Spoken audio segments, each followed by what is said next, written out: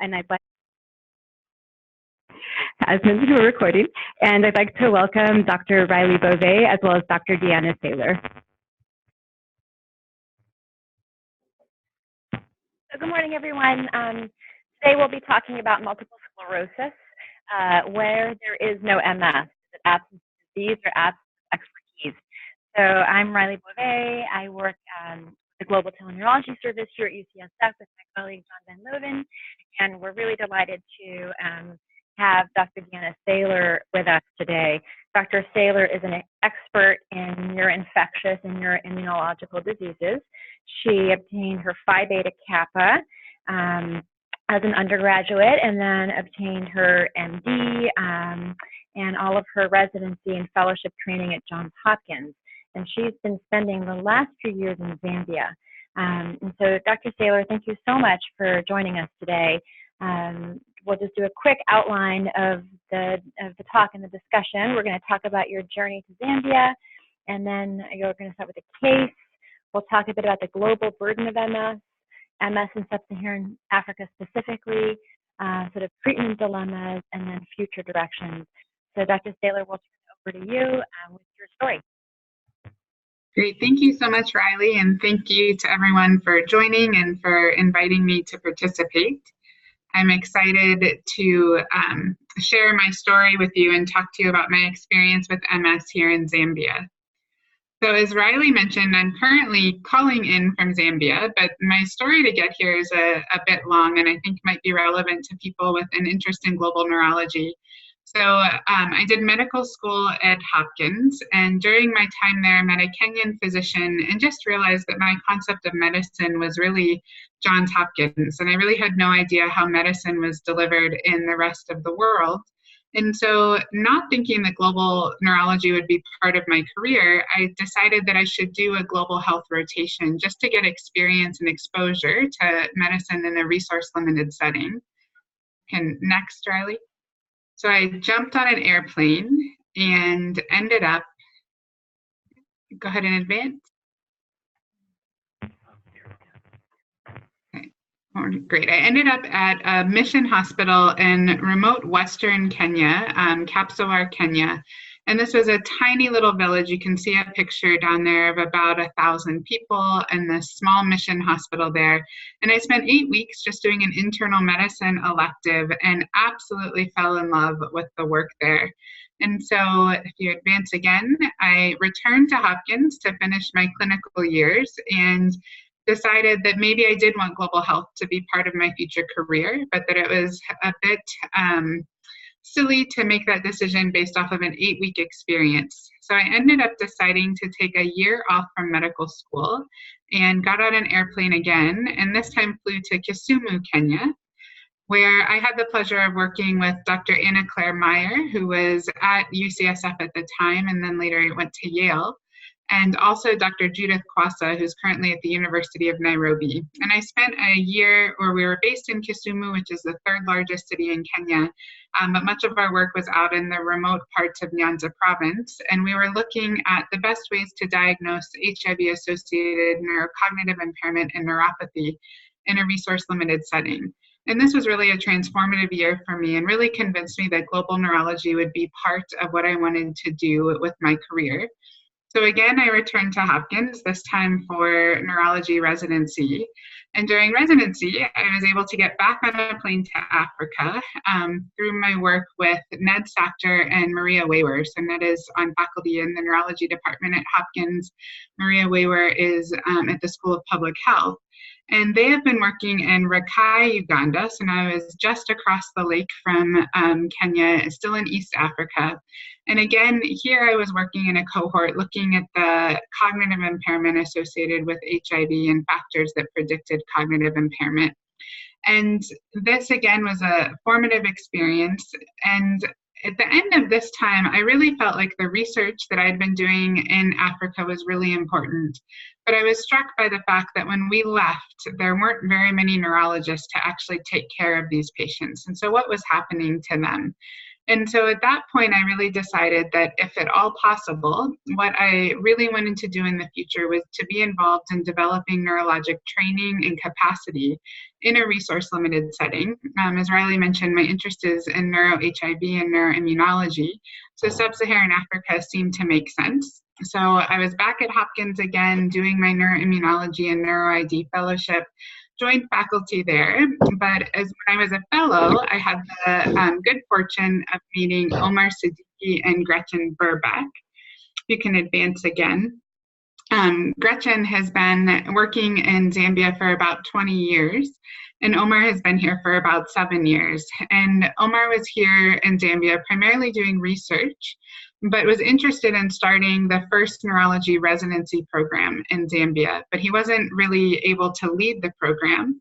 And I really thought this was the perfect fit. And so we decided that if we could find funding to come, that I would really love to come be part of this inaugural training program. So I was lucky enough to be awarded a Fulbright Scholar Award through the US State Department. And so about 2 years ago, we sold our house and I packed up my entire family. My mother-in-law was even brave enough to fly with us initially. And my husband and 2 kids and I moved to Zambia. And so for the past about 1.5 years, I've been working at the University Teaching Hospital here in Zambia. So just a little background on Zambia.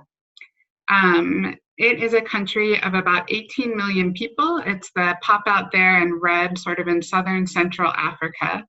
And in Zambia, about 3/4 live on less than $1 per day, and the HIV prevalence is about 12%. So it has the 7th highest HIV prevalence in the world. And if you take a minute to think about that, that means that about 1 out of every 8 people you encounter is HIV infected. It also has one of the highest TB burdens in the world. It's in the top 20 worldwide for TB prevalence.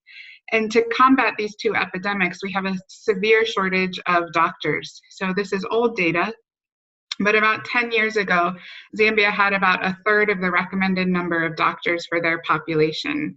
And amongst this, there were no Zambian neurologists. So there were just 4 expatriate neurologists, 3 of whom were predominantly doing research.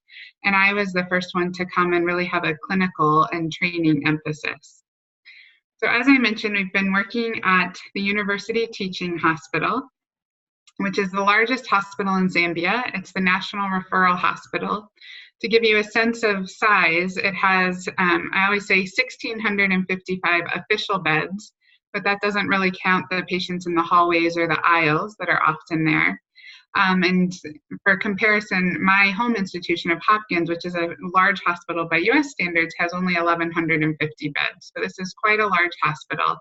It's the primary teaching hospital in Zambia, so most postgraduate residency programs take place at this hospital as well. And when we think about neurologic capacity, we're actually fairly well placed here to do good neurologic investigations and training. If you advance one slide. Oh, sorry, I'll get to that a bit later. So I'll come back to that. But moving forward now, I want to share with you a case that I saw in January here. So this is a case of a 33-year-old surgeon who knocked on my door one day at the hospital, and he introduced himself and he said, "I'm here because the radiologist told me I have MS." And so when I started talking to him, it turned out that his symptoms dated back more than a decade. So what he told me was that in 2008, he developed some left facial weakness. It developed over a couple of days. He saw a doctor, was told he had Bell's palsy. Things improved over the next few weeks. He didn't really think anything of it at that time. But then, 2 years later, in 2010, he developed some double vision. So every time he looked to the right, he noticed that he had double vision. Again, this kind of got worse over a few days and then resolved for the most part over the next 3 or 4 weeks.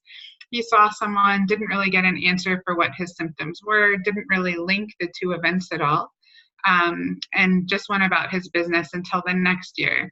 And the next year, he was doing a lot of exercising, and he was routinely at the gym. And he noticed that whenever he would do an exercise where he would flex his neck, he would have this funny tingling sensation down his back. Again, didn't really think much of it. But then in 2013 is the next one, he developed blurry vision in his left eye. This got pretty bad over the course of 2 weeks, to the point that he was having difficulty reading his med school textbooks at that time. But then it improved pretty well over the next month or so, although never got back to normal.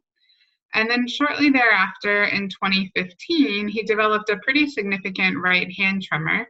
This was during his internship, and he was having trouble doing blood draws and such because he was right-handed.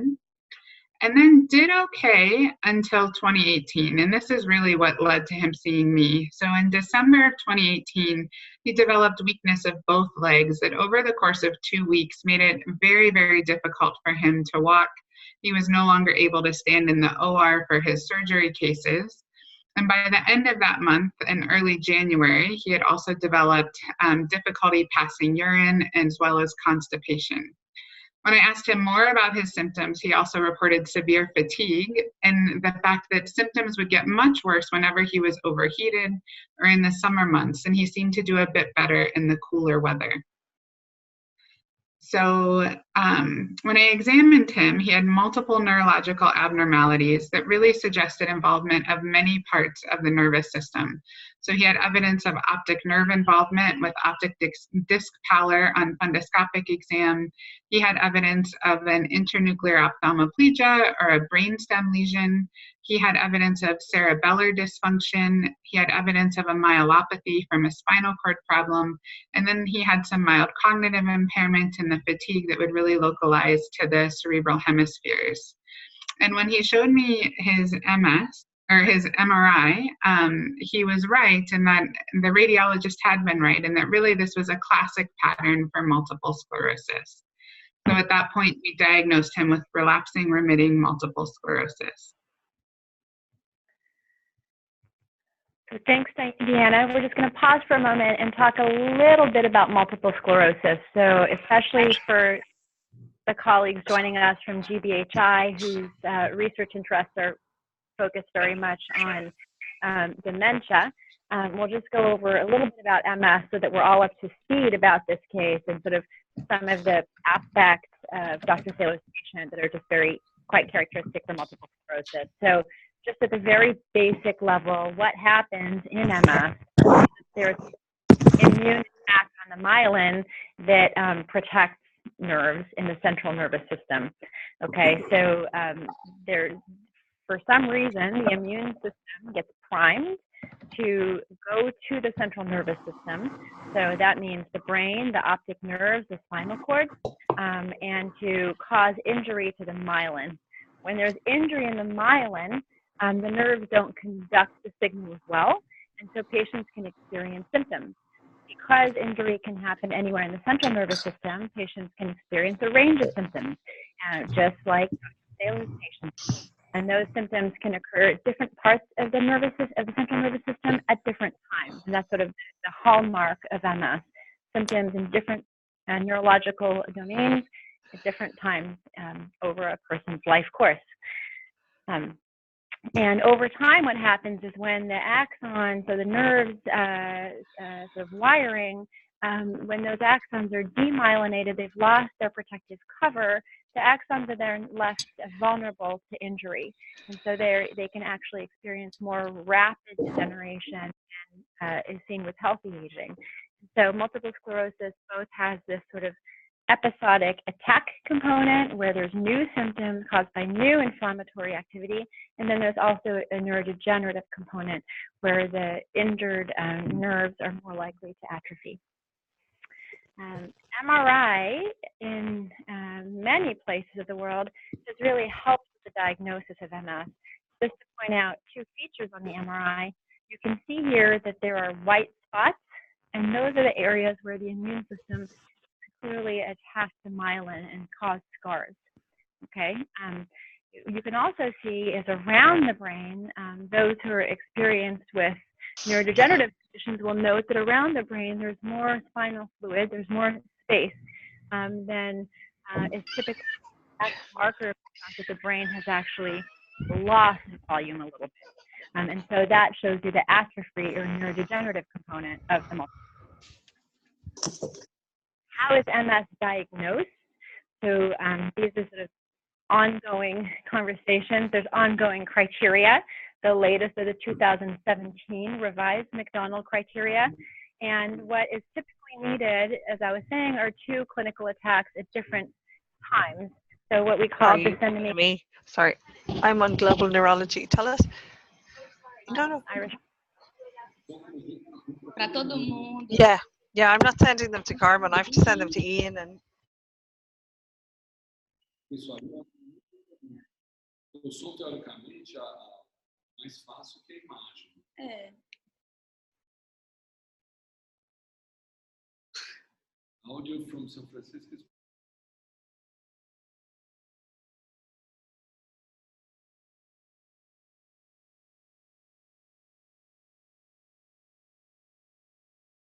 Us do is when a patient only has 1 clinical attack, really helped us clinch the diagnosis earlier using MRI and spinal fluid characteristics to help us with the diagnosis.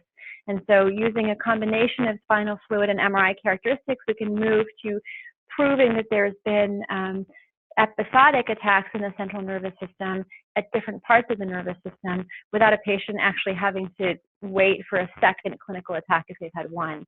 And so what that allows us to do is make the diagnosis earlier and start treatment earlier. Clearly, the availability of spinal fluid testing and MRIs is key here, and we'll get back to that when we move forward with Dr. Saylor's discussion. Who develops MS? So unlike the memory disorders and other sort of disorders that are sort of commonly tackled by the GBHI teams, MS really affects young adults. So typically between the ages of 20 and 50. And these are adults who are absolutely in the prime of their productive and their reproductive lives. These are people who are starting careers, starting families. And MS will become a chronic condition for them to manage. There are a number of reported risk factors. So there are 3 times more women than men who develop multiple sclerosis. And then there are a number of epidemiological, environmental, genetic risk factors that have been reported, such as sunlight exposure, vitamin D levels, the gut microbiome, adiposity. MS is considered to sort of be a complex genetic condition, perhaps exposure to certain viruses such as Epstein-Barr virus in childhood, smoking, and then certain reproductive factors have also been associated with an increased risk of MS. However, none is causative to this date. And there are an estimated about 2.3 million cases worldwide. So the reported US prevalence has really increased recently. So for many, many years, we said there were 300,000 to 400,000 people living with MS in the United States. And actually the revised figures suggest that there's 727,000 cases, almost actually possibly up to 1 million cases of people living with MS in the United States. Typically what has been reported is the incidence and prevalence are higher as we move away from the equator. And so, Deanna, when we get back to your case, would you consider this case an outlier for you based on sort of the epidemiologic data that we just talked about, or do you think this is really the tip of the iceberg? Maybe we can talk a little bit about the global burden of MS. Yeah, so I hope to convince you that this is just the tip of the iceberg, but we can look at the data that's been published already. And a lot of what we know about the global burden of MS comes from the Global Burden of Disease study. This has been a study that's been ongoing every few years since 1990. And this study has really revolutionized how we view neurologic disease, because when it was first done in 1990, it was the first study to use disability-adjusted life years as the measure of a disease burden. And this was unique because not only did it encompass years of life lost, it also used years lived with disability. So it captured non-fatal components of disease. And as many of you know, there are very few neurologic diseases that cause early mortality, but there are many that cause early disability. And so this metric really enabled us to capture the disability component of neurologic disease. And this is important on a global scale because in many places, public health and research resources are allocated based on the perceived impact of the disease. So this shift from just looking at mortality to overall burden, including non-fatal morbidity, increased awareness of the global impact of neurological diseases. Most recently, what we know about the global burden of MS, if you go to the next slide,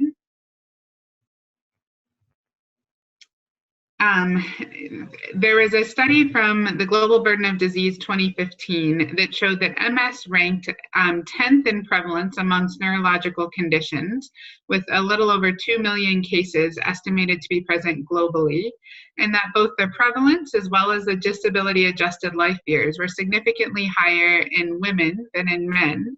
But what we also saw was that there were major gradients in prevalence and burden across different regions of the world. Next slide. So most recently, this is now looking at the Global Burden of Disease study from 2016, and that looked at the global burden of MS. And again, this showed now that there are about 2.2 to 2.3 million people with MS, continue to show this strong association with latitude. So for every 1 degree of latitude that you move away from the equator, risk of MS increases by about 3%. There's also a 9 times increased risk in greater latitude countries compared to the equator. And then this also showed that currently in 2016, age standardized prevalence was about 30 cases for every 100,000 people in the population. And this had increased by 10% between 1990 and 2016. But this increase varied by geographic region. And what you can see here is a heat map of the prevalence of MS, where the darker blue is the lowest prevalence countries, lighter blue is a bit higher, and then the yellow and red are really the highest prevalence countries. And so again, we see this latitude difference where the highest prevalence countries are all in the very northern latitudes. And if you focus on sub-Saharan Africa, you see that much of the lowest prevalence of MS is thought to be in sub-Saharan Africa. However, on the next map, this is a map from the WHO on the prevalence of neurology training programs in the world. So countries are blue if they have at least one neurology training program, they're red if they're known not to have any neurology training programs, and they're white if there's no data, and so presumably there's no training programs. And so you can see that this map without any neurologist or neurology training programs corresponds pretty well to the areas of the world with the lowest prevalence of MS. If you go to the next slide, so this is from that Global Burden of Disease 2016 study.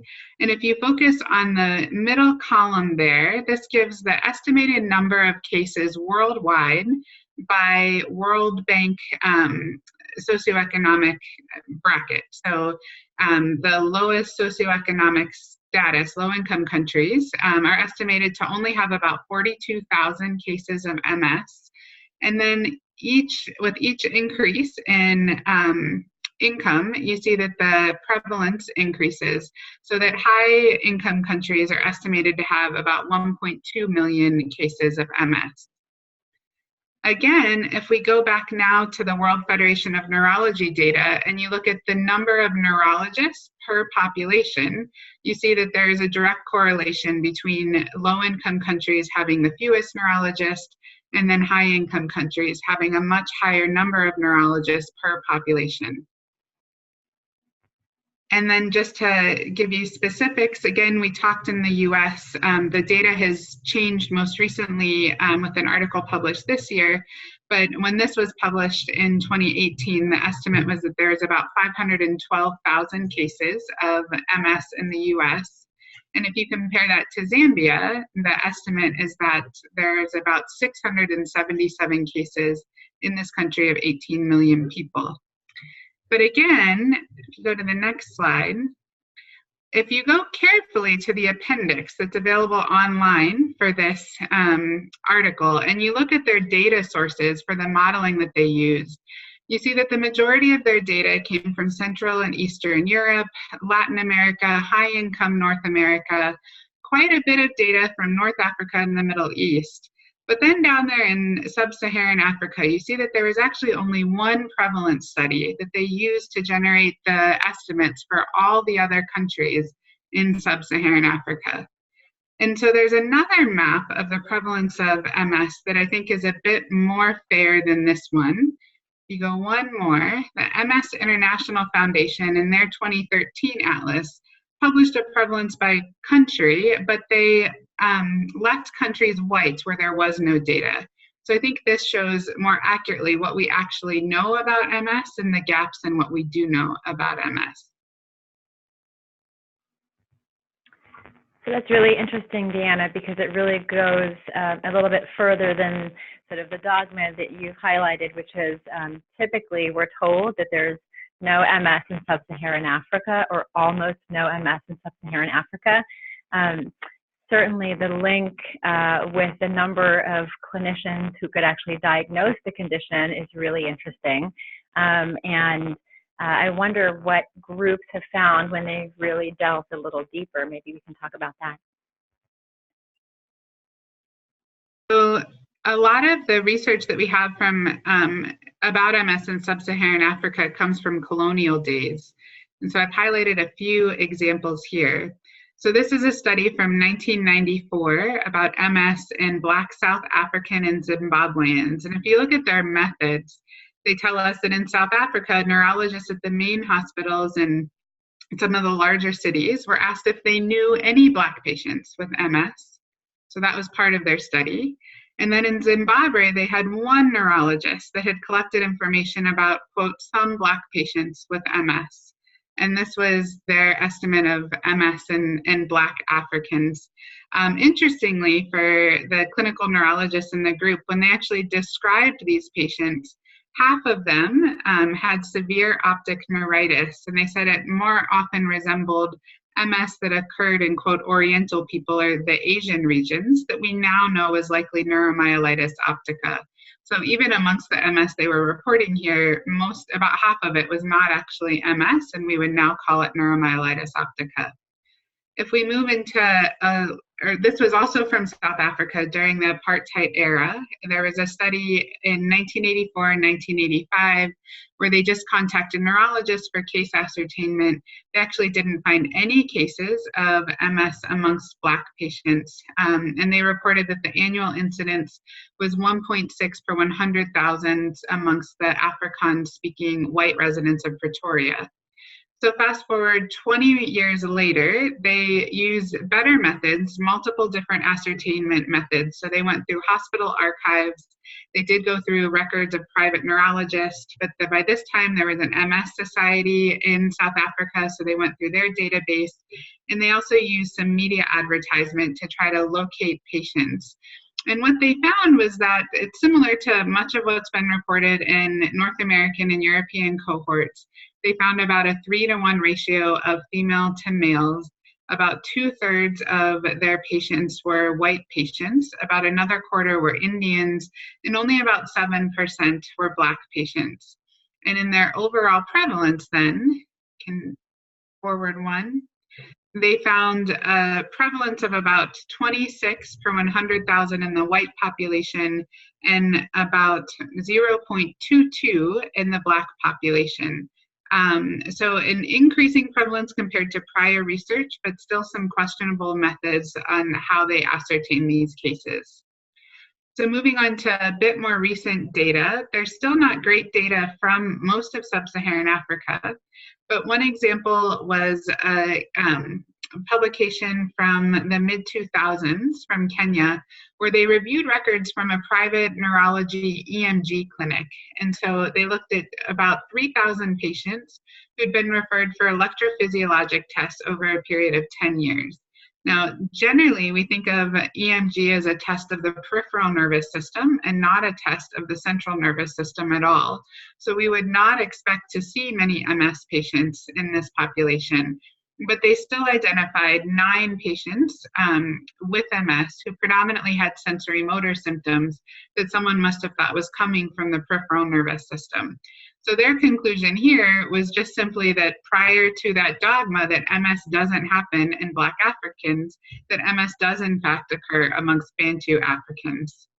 In Sudan, this was published, I believe, in 2013. They just reviewed MS cases from 2 teaching hospitals, and there had been 35 diagnoses over 10 years, but they noticed that most of those diagnoses had been in the most recent 5 years.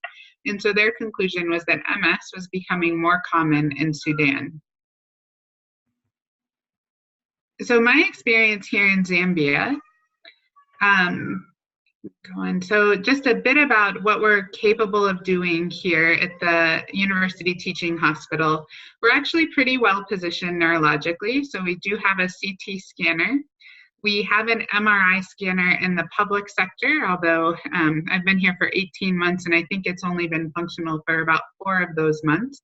But there are MRIs available in the private sector. We do have capabilities to do EMG nerve conduction studies. We can do lumbar punctures. We cannot get the tests that would be associated with MS, the oligoclonal bands or IgG index done through the public labs, but people who have the means to pay for them to be done at the private labs, we can do them there. We actually have optical coherence tomography, which is a marker of optic nerve health available in the public eye clinic. And then we can monitor vitamin D levels, which may be associated with severity of MS through private labs, but not in the public laboratories. So this is data just from the first 10 months that I was here. I had 42 outpatient clinics during that time and evaluated 330 or so new patients. And of those patients, there were 7 patients who were confirmed to be MS patients. And then there were 4 patients that I'm quite suspicious have MS, but we hadn't been able to obtain the MRI because it wasn't working for some time. And so that accounted to actually 3% of all the visits that I saw. In addition, this neuromyelitis optica is sort of a sister disease to MS. I had seen 2 NMO patients that I diagnosed in the clinic, as well as 4 that I had diagnosed on the inpatient service. So of the confirmed MS patients, there was a slight female predominance of 4 to 3. 4 were Black African, 2 were Southeast Asians, and 1 was Caucasian, and their average age was about 36 years. And of the possible MS patients, we saw the traditional 3-to-1 female to male ratio. All were Black Africans, and they were a little bit older at 38 years. So my observations from, yeah. I was just going to ask that, what were some of the features of these patients, just sort of having had a chance to pick up almost a patient a month since you've been there, if not more, which is a much higher number than we would have expected based on the literature. Right. So I think there were some very marked tendencies. So of the Black Zambians with MS, every single one of them had significant disability by the time they reached me. So 2 were completely wheelchair dependent. 1 was using a cane, and I say here 1 should have been using a cane because they were quite unstable. And when I subtyped these, 3 of them were definitely still in the relapsing remitting stage, meaning that they were probably somewhat early in their disease stage. But 4 of them, so over half of them, had already gotten to the point where I wasn't sure if they were still in the early stage or if they had already progressed to secondary progressive MS.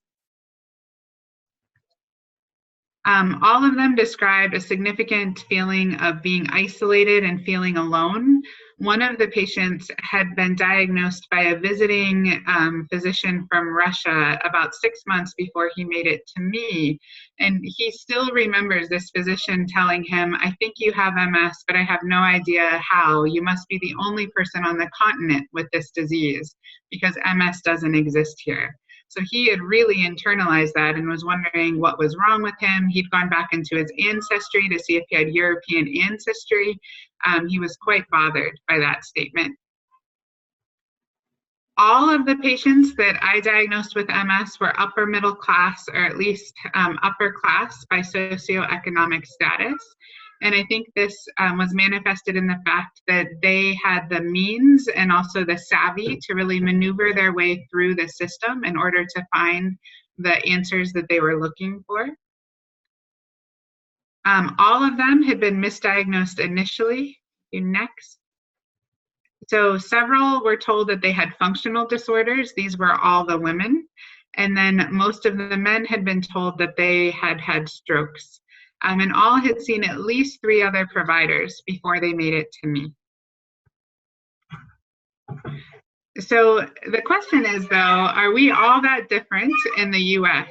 And there's a lot of emphasis right now on the supposed changing epidemiology of MS in the US. So historically, it was always thought that Caucasians in the US had a higher incidence of MS than minority populations. But recently, there's been a few publications that have challenged that. So in 2012, there was a study published from Gulf War era military veterans that showed an incidence per 100,000 of 12.1 among African Americans and only 9.3 amongst Caucasian Americans, showing that MS might be in fact more common among African Americans. And then again in 2013, there was a retrospective study of 500 newly diagnosed MS patients that again showed a higher incidence among African Americans than Caucasian Americans, and in fact a 47% increased risk in African Americans. So the question is this truly increasing incidence, or is it decreasing ascertainment bias? So when you look, there was a systematic review published where they reviewed PubMed in 2014, and there were 60,000 publications about MS at that time. And of those, less than 1%, so only 113 publications focused on minority populations. And most of those were in the 10 years prior to their review, so from 2004 to 2014. So Deanna, some of the epidemiologic studies and some of the data that you've presented really give us pause about sort of the issues of bias in diagnosing neurological conditions, the issues of access. Certainly the Gulf War study, where all of the patients were involved in a sort of more homogeneous health system, the VA, that actually shows higher incidence in minority populations is really thought-provoking. Wondering what the experience of other GBHI fellows is along these lines when you actually bring an expert in neuropsychological testing or neurological evaluations into resource-limited settings. What do we actually learn about the incidence and prevalence of neurological conditions? We do have Dr. Mbakile Malanza here, wondering if you might step in to talk a little bit about your experiences in Botswana. You may need to unmute yourself to do so. Hello. Hi there. Hi. Oh, thank you for that. And thank you, Dr. Saylor, for giving us that very interesting picture of Zambia. So currently, the state of evaluation and care of patients with neurological conditions is inadequate in Botswana, very similarly to Zambia. So we really do not have extensive evaluation of neurological disease. So, you know, therefore we don't really recognize and diagnose properly. So just to use Botswana as an example, so we have 2 tertiary hospitals in the country, and at each of these facilities, there's only 1 physician with training in neurological, like 1 neurologist at each of these facilities. So the remaining physicians are only really trained in general medicine as well as the nurses. So we have a lack of specialists, similarly to Zambia. 2 neurologists, like I said, and then we have about 3 neurologists in the private sector. So, and then the ones in the private sector are not really accessible to your average person in Botswana. We also have a lack of neuropsychologists. For example, I'm the only neuropsychologist in the country, and I'm currently working in academia. So we don't actually have a neuropsychologist that works at these hospitals. But I mean, compared to other African countries, the healthcare system in Botswana is a little bit better funded. However, I still feel it's not well developed. So as I said, there's limitations in diagnosis and management of complex neurological diseases because we don't have the specialists. Just to give an example, with dementia, people with dementia are improperly admitted into a psychiatric hospital. So there's no other dementia-specific services. People go into a psychiatric hospital. And even then, we don't actually, I've never heard of a diagnosis of frontotemporal dementia in Botswana. So people that do reach the hospitals are usually diagnosed with Alzheimer's disease. And I don't think that there are no cases of frontotemporal dementia. It's more likely that FTD cases are diagnosed as psychiatric illnesses. So the picture is quite similar to the one that Dr. Saylor painted about MS in Zambia, in terms of lack of trained assessors, lack of neurologists, lack of neuropsychologists, which it impacts on care, obviously, and on evaluation of neurological disease. Thank you for those comments. You also see some of the features that Dr. Saylor described in terms of socioeconomic access to sort of more advanced testing, and also the social isolation that patients experience when they develop conditions they're not supposed to develop. I'm sorry, can you repeat that?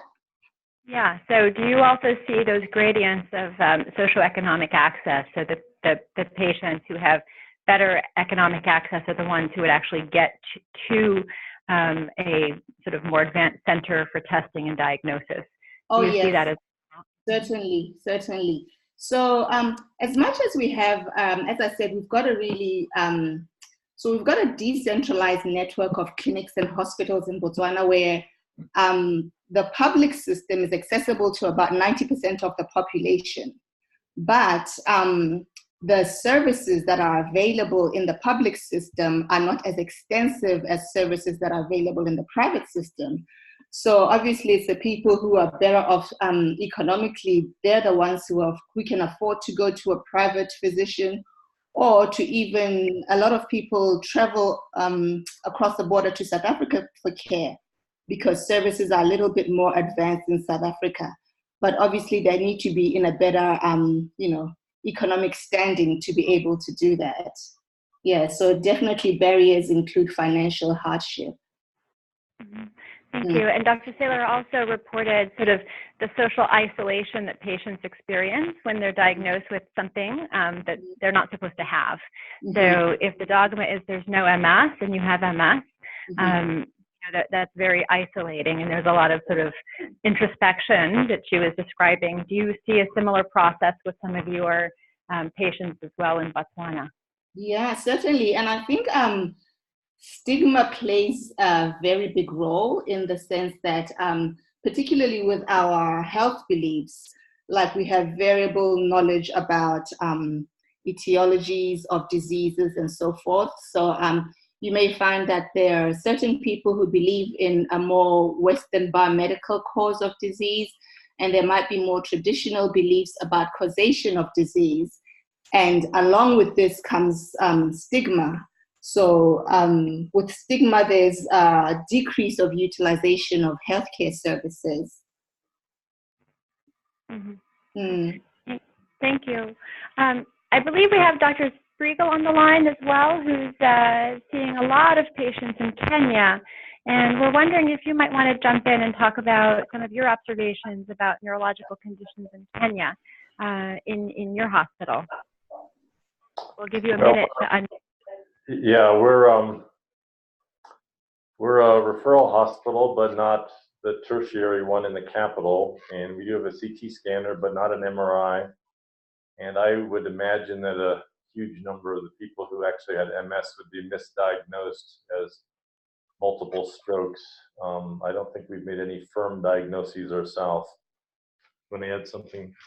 Yeah, so I'm a medical officer working in the medical outpatient clinic. So we do see the patients with neurological disorders, and I would imagine it diagnostically a challenge. So it's possible that we may have, but coming up with the diagnosis, we may not have been able to make that diagnosis over the last few months. Thank you. So I think this case also really illustrates the power of the MRI. It's been a really disruptive technology. Obviously, we all know this as neurologists.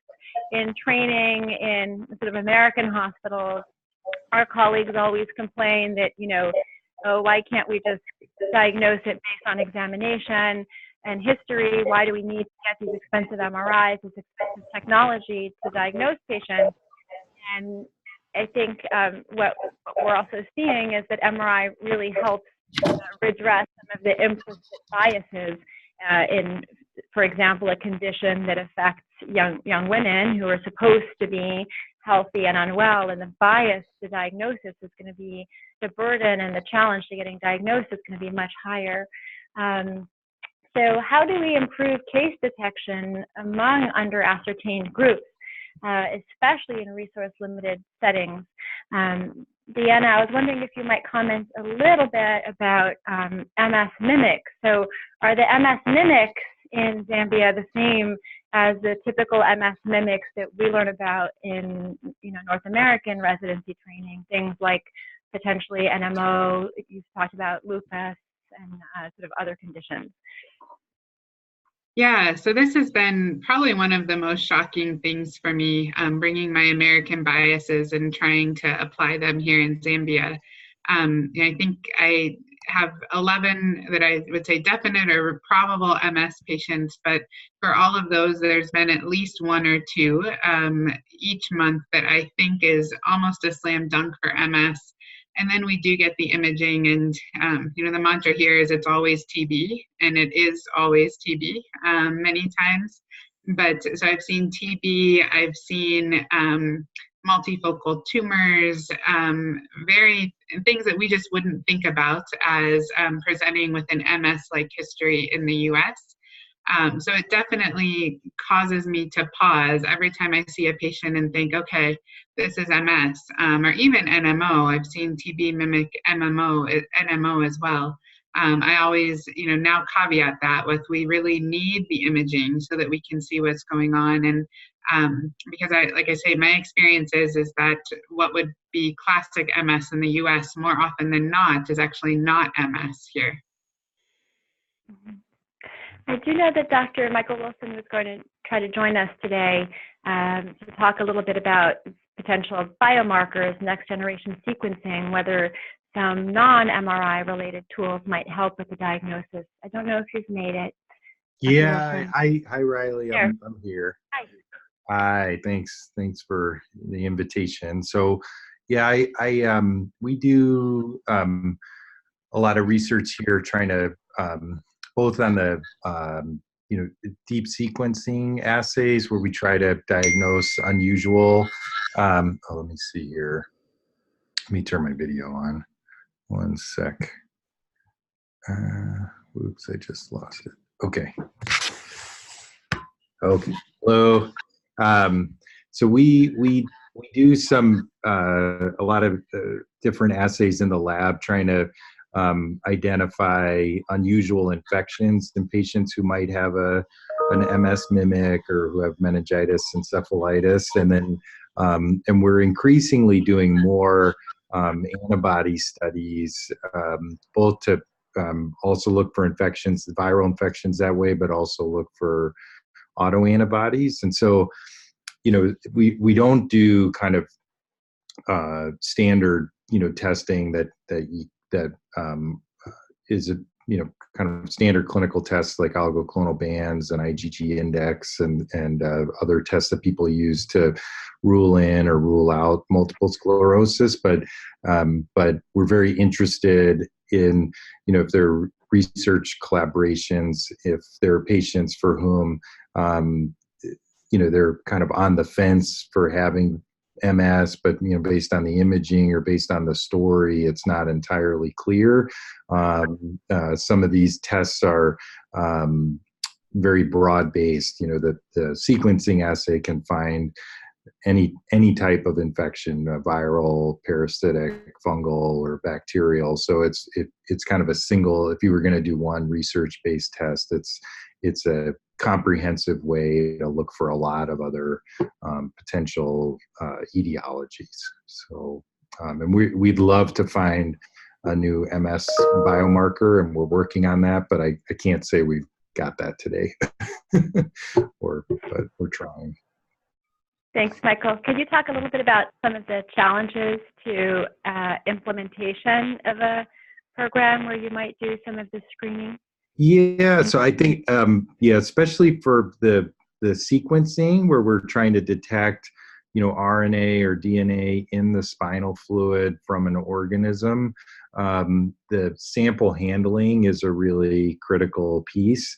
And so we do have an ongoing collaboration with Makerere University in Uganda, and David Boulware there, and David Maya, looking at patients who are coming in with meningitis, suspected either tuberculosis or cryptococcal meningitis, and we've worked with them a lot to just go through what the optimal sample handling is, just to make it possible to work with those samples in the lab if that's of interest later on. And fortunately, the kind of the main theme is just to do as little with the sample as possible.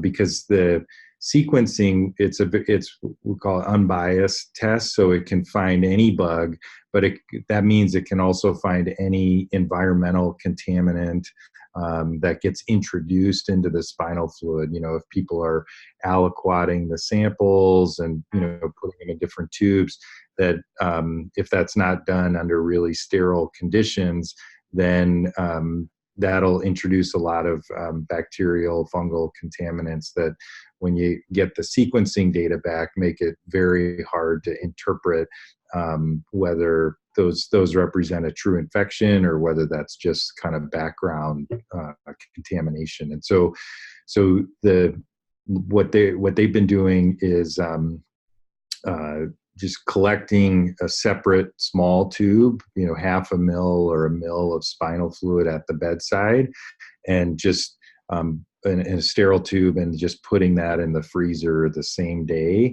and that's it. So it doesn't need to be spun. It doesn't need to have anything else done to it. But that's kind of the ideal kind of sample type for these types of tests. And I should say too, we've had some preliminary discussions with Omar Siddiqui in Zambia as well. Again, also focused on patients who are probably very likely have TB, meningitis, or some other infection. But I think it would be very interesting to look in cases where, infection and autoimmune are kind of more kind of a 50-50 chance as a possibility. So, those are the key. So we've had, sometimes we get samples where they just either weren't frozen within a day or two, or had a lot of handling beforehand, and then the data are pretty hard to make heads or tails of. Thank you, Michael. I believe we also have Mitch Wallin on the line. Mitch, we showed your paper, which really changed our understanding of MS prevalence in the U.S. I wonder if you have any comments about, given your vast experience with sort of MS case ascertainment and so forth. Thanks, Riley. I'm. Can you hear me? Okay. We can. Good. Appreciate the discussion. And Deanna, hi. Appreciate your experience. I know we've exchanged an email or two. But I think the epidemiology is important, especially in sub-Saharan Africa. I was involved with the GBD report that you guys reviewed. There was basically no studies, as you mentioned, in sub-Saharan Africa. I've actually done some work in Kenya, and with a group there in Nairobi, we actually published or actually presented at a meeting in 2017, a case series of 37 patients with MS meeting McDonald criteria from Kenya. And this is at just one major referral center in Nairobi, Aga Khan University Hospital. And so there's an interest there too, I think, in looking at what's going on. I think MS is probably under-recognized. There's probably similarities to Zambia there. And I think that there's also inadequate access to treatment, even the basic treatments like we use for platform interferons, et cetera, price issues. And so I don't know, I guess that would be interesting to comment. Of all the patients that you've seen in Zambia, Deanna, are they at all getting treated? And is there any access to rehab? I mean, that's just a general question, I think. And then I'd be interested, obviously, in trying to figure out what is going on here in Africa, in Africans versus African Americans, and is there differences in environmental issues that are triggering the disease there that are different from those in the United States? So a lot of interesting questions on, we need more collaboration, we need more neurology training programs, in sub-Saharan Africa. So. Thank you. So actually, Mitch, that's a perfect segue for the next part. So we have about, just for everybody, we have about 15 more minutes of sort of presentation and then more discussion as well. So please, if you do have questions, start sending them in through the chat line. But to Mitch's point about treatment of these patients, so, the joke has always been that neurology is the diagnose and adios field, and that's just not true anymore, and it's especially not true in MS. So just, again, for the people who are not sort of MS focused, there's an expanding armamentarium of MS therapies. This just shows the approval of an increasing number of medications over the last 15, 20 years, with more just approved in the last month. And so there are many, many treatments available.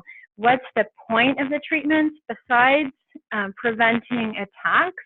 They also really do seem in the long run to prevent progression of disability. And so this is just data from our UCSF MS cohort of patients who were followed, 500 patients followed for 10, 15 years.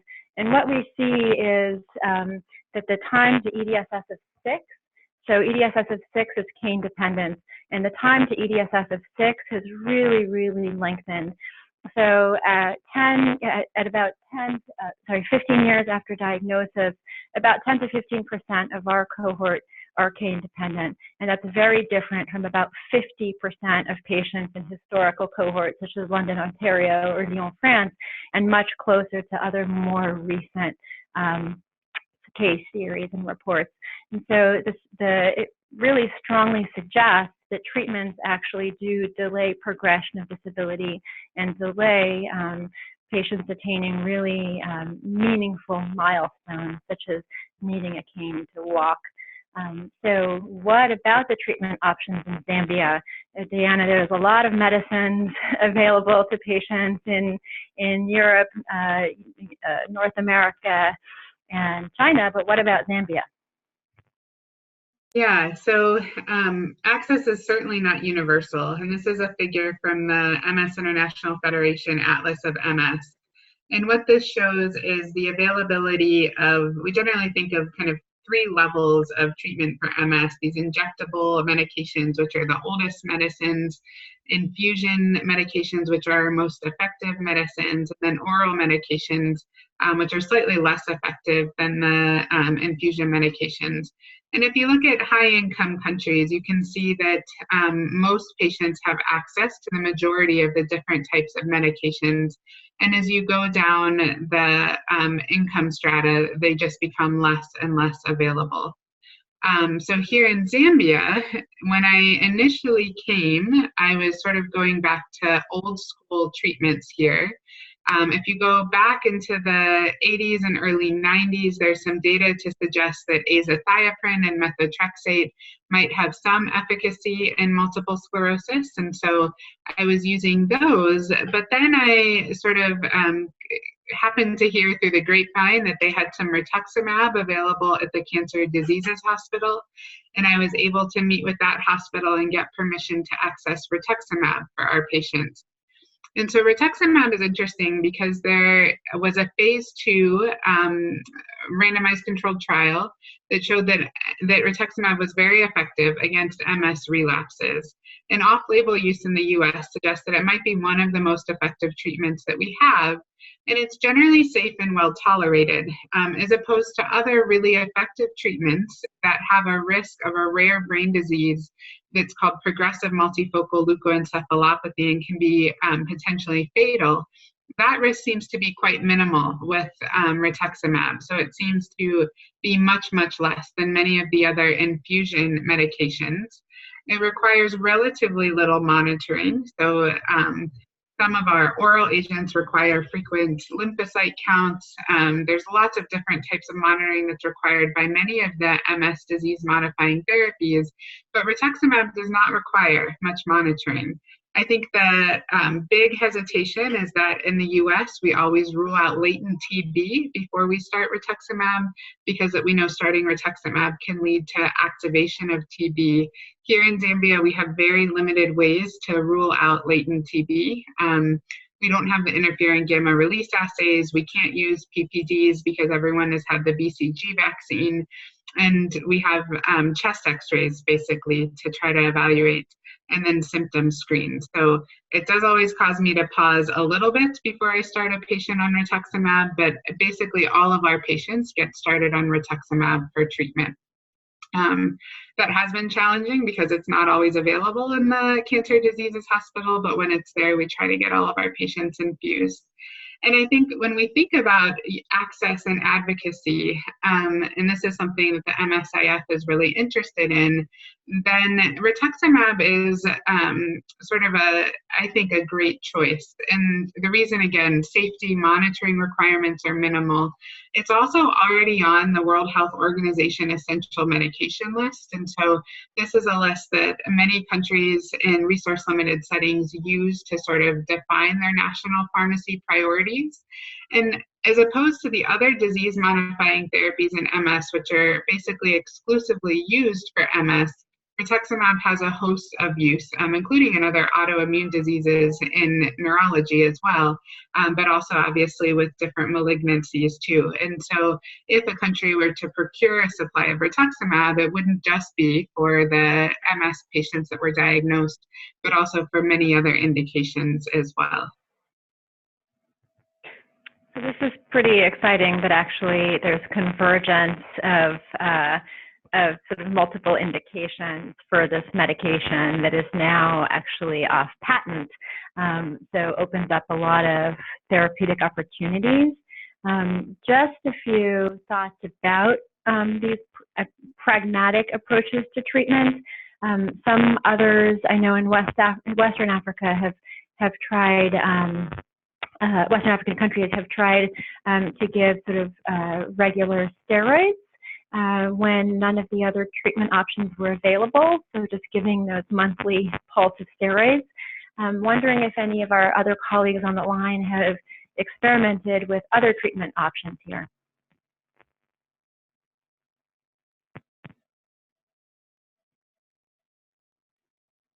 No, good.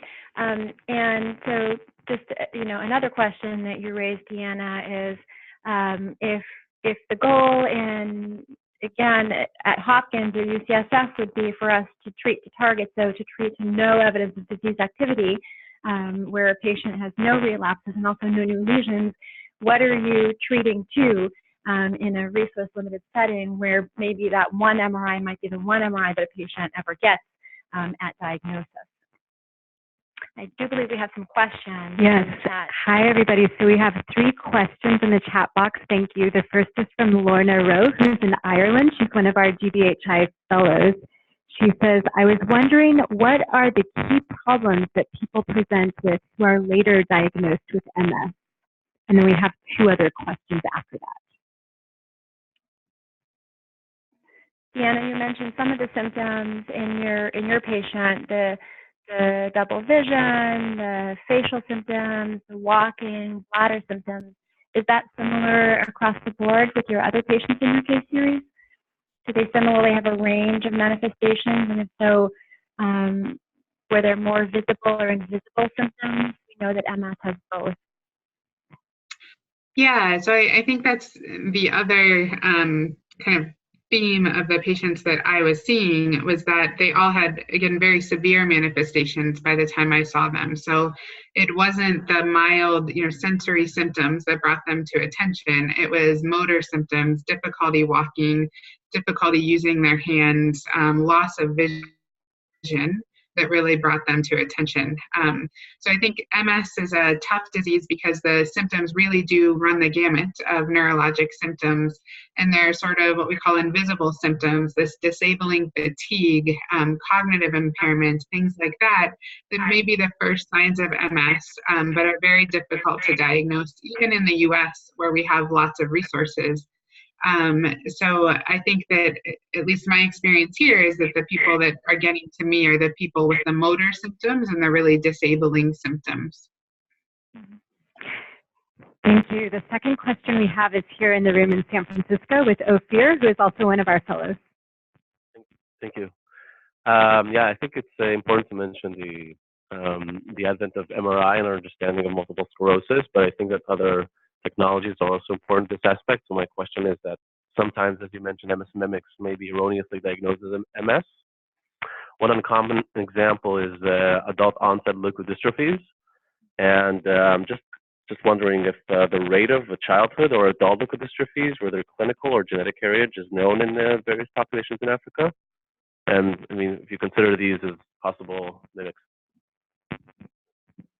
Great question. So what do we know, so Africa experts, what do we know about these other even less common conditions, such as adult onset leukodystrophies in sub-Saharan African countries? Do we know anything?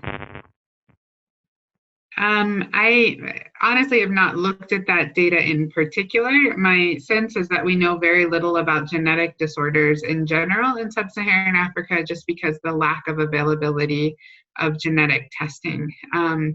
We certainly we just saw an adult onset leukodystrophy case in clinic 2 weeks ago, so it certainly exists here. But our ability to actually, besides saying that it's an adult onset leukodystrophy, our ability to actually reach a specific diagnosis is just really virtually impossible. Mm-hmm. And we have a third question. This is from Lingani. She says, are the medications publicly freely available? And feel free to add to that, Lingani, if you'd like. So rituximab is actually freely available through the public cancer hospital here. It's only available at that one hospital, so everybody would have to travel to Lusaka, the capital city, and again, we rely on them to have a steady supply of the rituximab to actually treat our patients. All of the other medications are not even available in the private sector here. So I do have patients who were sourcing interferons from South Africa, and they were actually having to fly to South Africa every 3 months to pick up their medications, which were quite expensive, plus the plane flight, which was quite expensive. So that was really just not achievable for the vast majority of people here. And then we have a question here in the room from Salvo, who's on faculty in the neurology department. Hi, so my question is about the risk factors. So now that we learn more about MS in areas for which where we didn't know much before, so are the traditional risk factors really real? I mean, I hear now that latitude and sunlight exposure probably do not really play a differential role. What about everything else? So vitamin D deficiency, for instance, are we just looking at the identifiers, so white Caucasian population as opposed to what really impacts the disease? I mean, what do we learn about this? This is another perfect segue to the next section. So thank you so much for bringing that up. Deanna, you're actually really now funded to conduct a study to actually think about these risk factors and examine them in more detail. Tell us more. Yeah, so I think that that's an excellent question, and the answer is we don't know the answer at this time. And I think that there's a lot to be gained by better understanding risk factors for MS here in Zambia, because that may help us sort out what is the noise from the homogeneous populations that we've been studying and what are true risk factors for this disease. So I was recently awarded a pilot grant from the National MS Society And it really has two aims. The first is that I'm going to be working to develop a referral system of possible MS patients.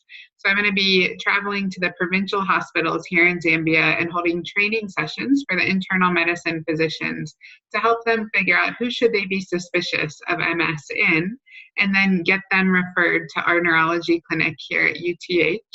In addition, we do have ophthalmologists. We have about 9 ophthalmologists in the country, all of whom practice in Lusaka. And so I've met with them, and they're now starting to refer all of their idiopathic optic neuritis cases to us, which can be an initial presentation of MS as well. And then we'll also be training an MS nurse to help provide care to these patients too. And then the second aim is, as we are identifying these patients, we're going to be developing a national registry of demyelinating diseases. So this project right now, we're only going to include adults. So we're looking at MS as well as clinically isolated syndrome or optic neuritis. And these are generally precursors of MS in most patients. And then again, we're going to capture the sister disease of MS, the neuromyelitis optica. We're going to be capturing lots of clinical and demographic data so we can try to start looking for risk factors. And then we're going to be doing a lot of metrics that are standard for MS patients in other areas. So we'll be doing the expanded disability status scale, patient-determined disease steps, the functional composite test, the neuro quality of life screen. We're going to be looking at low contrast letter acuity. We're going to be able to do an annual vitamin D level as well as an annual optic coherence tomography scan. So really having endpoints that are going to coincide well with endpoints from European and North American cohorts as well. And then not from the study, but as part of routine clinical care, as much as possible, we'll be getting an MRI of the brain and maybe the spine, just to see how well our patients are controlled on their rituximab. The third aim of this is to develop collaborations with ongoing international cohorts, most of which are going to be collaborations with you folks at UCSF. So we're going to be working with the Open MS Bioscreen Project, the International MS Genetics Consortium, and the International MS Microbiome Study. And then we'll also be collaborating with my colleagues at Hopkins in some of their precision medicine efforts.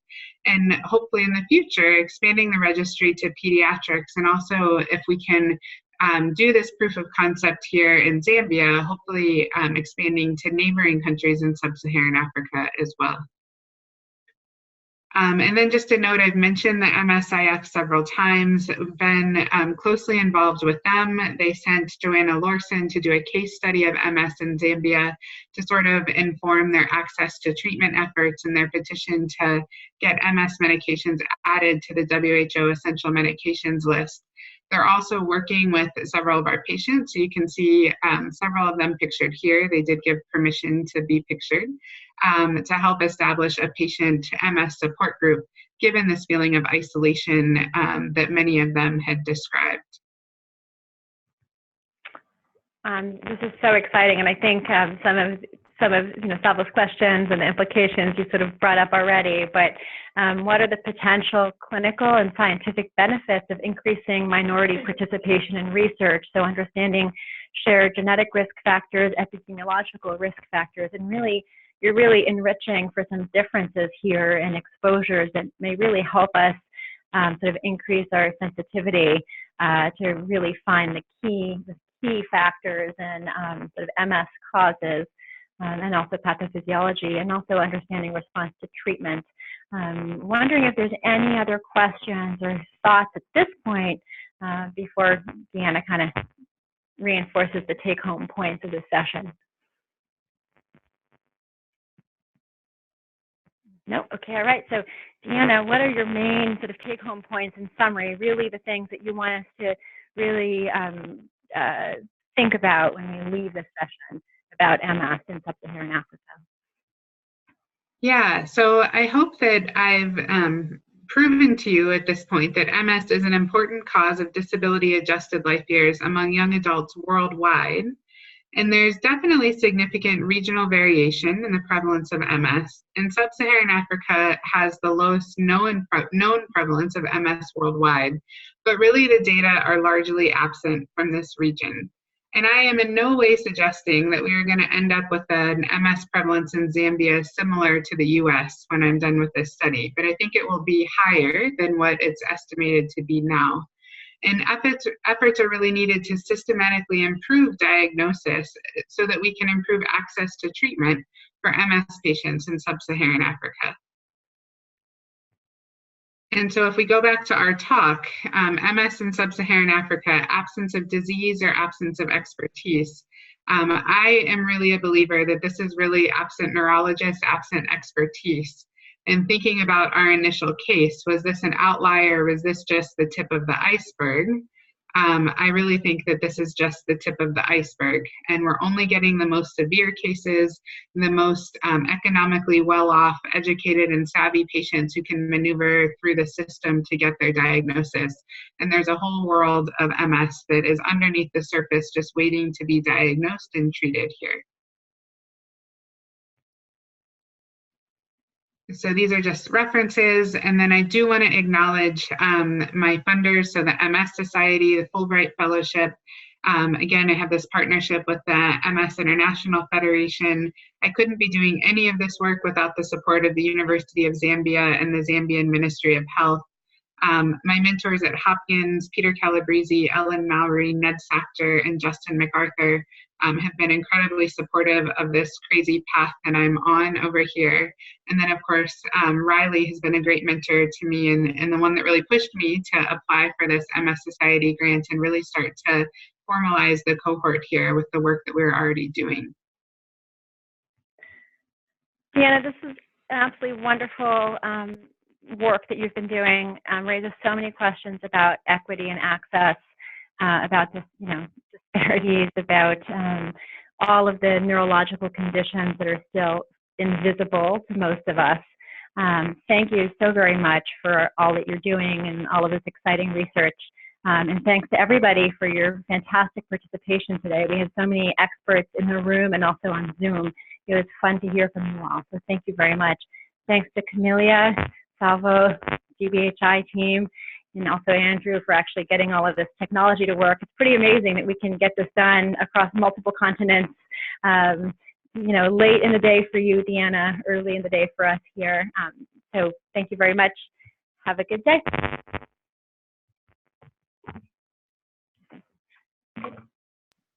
Thank you.